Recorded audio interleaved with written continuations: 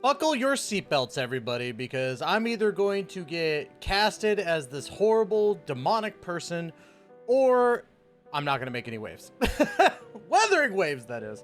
But I want to talk about this because I feel like this is kind of a topic that's been a hot button topic as of the last few days. And I've noticed it evolving into this whole thing, and I really want to dive into it because I feel like a lot of people forget that there are like certain things that are assumed is just that, an assumption. And I go by the thing of assuming something will make everything that happens a disappointment. Because to me, I feel like if you're assuming a certain aspect of something that's not stated factually, then you're setting yourself up for failure and you're setting yourself up to be upset about a decision that's made. What am I talking about exactly? Well, recently there's been a lot of talk about male to female ratios of characters in Wuthering Waves. Now, I want to preface this, and I want everybody to understand that male representation would be really, really cool in Wuthering Waves a lot more often, right? I'm going to say that that's cool, but factually, there's some things that need to be addressed. So first things first, there's this whole thing, like this picture right here explains the whole problem itself. Before release, silence, silence. After release, where's our promised male to female ratio? Which promise didn't promise anything. Which is the truth, because Wuthering Waves never promised a male to female ratio.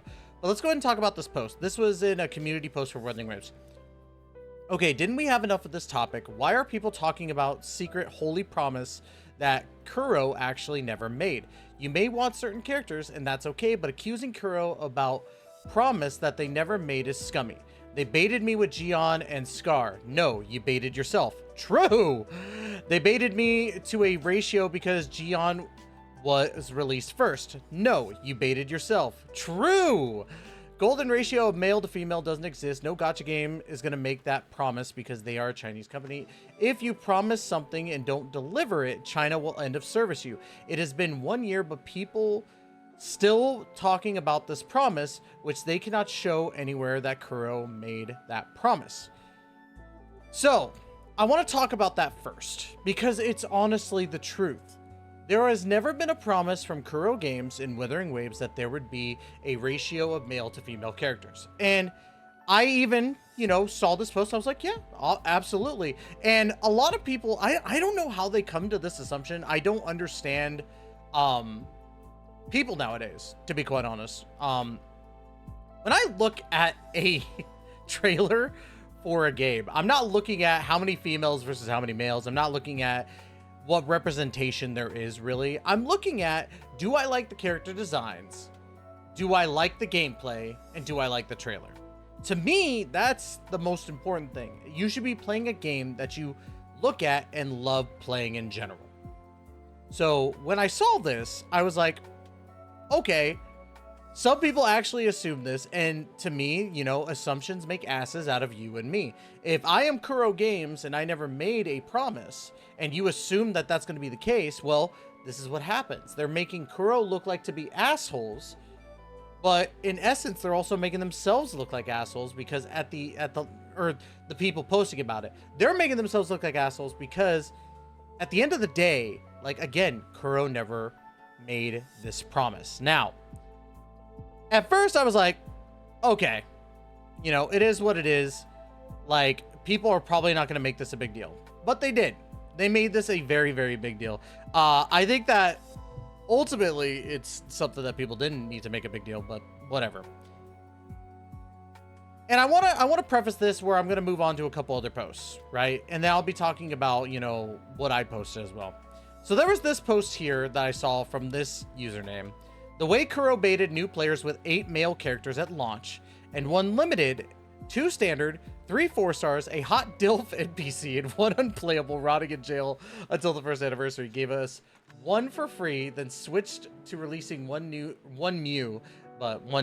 male every 1 year is sending me. Now, I highly disagree. Like, I get it. People really wanted Scar. I really wanted Scar too. And yeah, it is kind of weird that they only released Zhang Liao after Gion.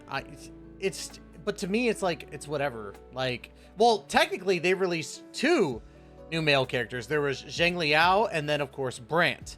And we're about to hit the 1-year anniversary for this game. So technically this is already false. There's 2 characters that are male this year. So there's that. But again, this is, again, they're saying they baited.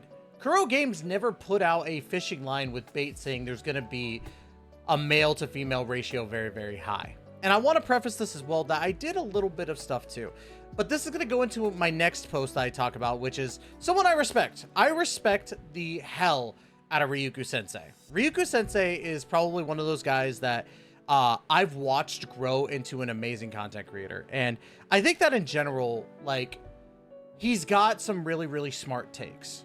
However, there is something I want to talk about with this. And if Ryuku ends up watching this, or anybody, this is not a dig at Ryuku, but it proves my point a little bit. Basically, there was this response, expectations of what? I didn't go into the game with the expectation of how many males there are. This is already a very terrible post, but Ryuku, when people saw the initial lineup of characters, male and female, they gave that expectation that was roughly what they were aiming for. That's not the case, because just because they put out a bunch of male characters does not mean that there's going to be a good ratio of male versus female characters. Much like Lad sets the expectation of only males and Nikke sets the expectation of only females. But the difference is that I can at least speak on Nikke, because I have not played Lads. But when it comes to Nikke, the reason being is because they set it up in the story to say only females can become Nikkes. So it's not an expectation, really. It's factual. That is a fact. They said that every Nikke is going to be female in the story. So with that, I could be like, oh yes, absolutely. They said it's going to be all females. 100% it's got to be all females. If they put out a male, I'd be like, now hold on a minute, you know? But there has never been anything in the promotional material for Kuro Games, Wuthering Waves, whatever, that says it's going to be a good ratio of male to female. Never said that. There isn't. So I retorted. And let me go ahead and pull this up like this. I think expectations versus what they actually did are 2 totally different things. They never said it would be split. That is an assumption that players made. I never expected it to be half and half ratio myself. I wouldn't mind more representation, but it's not something that is stopping me from playing the game, which is true. I think that male representation is always wanted in a game. I'm not going to sit here and be like, I'm gooning over the dudes, but at the same time, it is cool to have a badass dude that would beat the crap out of people. Like, I like Brant. I think Brant is a fantastic character. I think Brant is one of the funner characters in the game. But then there was like this first sentence is what kind of threw me off. Not all assumptions are unwarranted. That already is saying that this was an assumption made by the players. And that's it. I think in general, it's agreeable. Saying not all assumptions are unwarranted means that these were assumptions. Granted, people like thought that this was going to be the case, so they assumed that this was going to be a constant ratio of male to female. But I went ahead and dug a little bit deeper, and I compared Wuthering Waves to Genshin Impact. Now, before anybody yells at me, right, from either side, I think we could all agree that in general, the overall dynamic of Genshin and wuwa are about the same. And that's not saying that's a bad thing. Like, wuwa, in my opinion, is the better game because of the mechanics. But in general, it's basically around the same thing, right? And their launches were pretty similar. I even pointed out in this post right here, assumption can be warranted, sure. However, they are assumptions in the end. I didn't get that assumption on the character reveals. To be honest, it didn't even look much different from Genshin's 1.0, only using Genshin due to them having a closer gameplay style. In essence, the difference isn't a lot comparatively to each 1.0 patch. I did some digging, and between the two, it was a 4.1% difference, which isn't a lot. I don't know, I just feel assuming brings out the negative connotation in anything. The company didn't state it or even allude to it, so I don't think it's fair to push the narrative, in my opinion. And this is what I came up with. And before anybody says anything on, I'm just jumbling up numbers, which I'll go over this here in a bit. I actually went through the 1.0 of Wuthering Waves and the 1.0 of Genshin Impact to see which characters were released in 1.0. And I am including both patches. So patch 1, or not patches, phases. Phase 1 and Phase 2, because it's only fair, right? Which means that wuwa got Yinlin and Genshin got Klee. So if we look at this, right? For the male side of wuwa, we have Rover, we have Calcharo, Lingyang, Jian, Aalto, Mortefi, and Yanwu, which brings us a total of 7 male characters. And in-game, there is 18 characters at 1.0, which gives us a percentage for the males, 38.9%, which is a good ratio. That's a 60-40 just about. Genshin had Aether, Kaya, Bennett, Razor, Xingqiu, Chongyun, Venti, and Diluc, which is a total of 8 characters with a total of in-game 23, which puts them at a 34.8% on their 1.0 launch. Now, you could look at this and look at just point blank, wuwa had more male representation by percentage, right? But it's a little bit deeper than that. So Genshin had 5 more characters than wuwa, which means that they got 4 more women and 1 male. To me, of course, the percentage is going to be a little bit lower because you're looking at a demographic of like more characters. If you have more of something and you still take out only a little bit, it's gonna bring out that percentage a little bit more, right? Like, I hope that's making sense, because it's making sense in my mind. What I'm trying to say is that the difference between 7 to 18 and 8 to 23 is literally just 4%.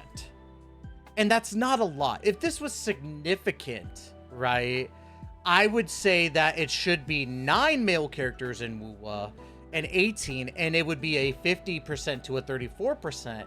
And to me, like even 8, like if we do, okay, let me calculate this really quick. I'm kind of dumb, so I'm using my phone.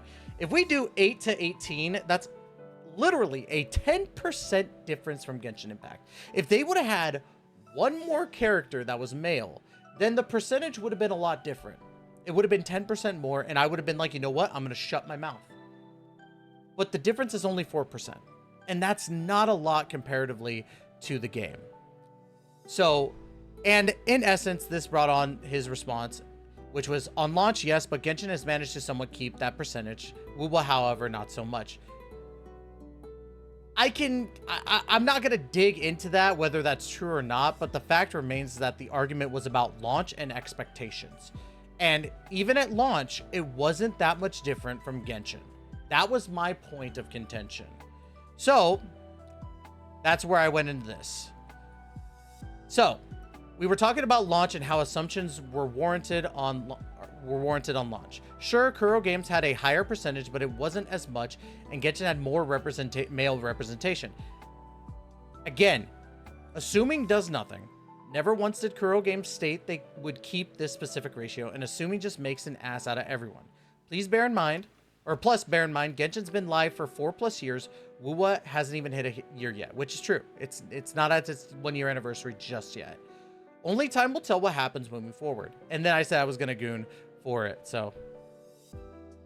But yes. To me, I just feel as though, like, saying that the ratios and all this stuff was higher is not really by much.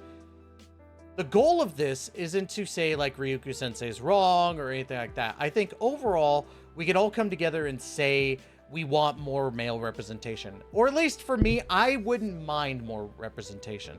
I don't care, to be honest. Like, if a character is cool, a character is cool. It doesn't matter what gender they are. So to me, I feel as though, like, this is a point that doesn't entirely matter, right? I feel as though, like, we're in this whole thing of assuming, and assuming just makes people angry, right? And to me, I don't assume things because, again, if I assume it, I'm going to look like an asshole. So I'm not going to assume that Ryuku's intent was to, like, say one thing or another, but I do want to say the assumptions were there by the player base. Not by a lot of the player base, but some of the player base. And the vocal minority is saying that Kuro Games promised. They didn't. There was no promise. There was nothing that said that this was going to happen. All I can tell you is that if you're upset about the lack of male representation in the game, you could always put it in, you know, the surveys, which people have. People have. At the same time, though, like, they are not at liberty to do that. Or not at liberty. I wouldn't say that. They don't have to do that. They don't have to put more male representation in their game because it's not something that is on their plate, most likely. They're thinking about the quality of life changes that actually matter, which has put them, in my opinion, at the top when it comes to gameplay standards and how they really do connect with their community. I think that the vocal minority of this whole thing is saying that they want more male representation when clearly it's not as big as they think it is. And it's the same with games like HSR with their global passive stuff and Genshin and all that other stuff. I feel as though people just take this and they see one thing, and again, it becomes an assumption. So all I gotta say is, to the CCs, to the players, don't assume something just because you noticed one thing. It could be a coincidence. And this is one of those things. It was a coincidence that there was a slightly higher ratio of male to female characters than there was in other games previous. So there's that. But that's really all I got for it. Let me know in the comments down below. Would you like more male representation within Wuthering Waves? Or do you just not care? Like, to me, I feel like this was something I wanted to talk about because I want to get more into, like, I guess commentary-esque type of content when it comes to the games. Because I feel like I look at it from the perspective of, like, what have they said compared to what are they doing or blah, blah, blah. And this was one of those situations where I'm like, they never said anything. I feel like I should talk about it. So anyways, y'all, that's going to be it. Love you guys to death. And as always, we'll catch you in the next video. Please take care and be safe.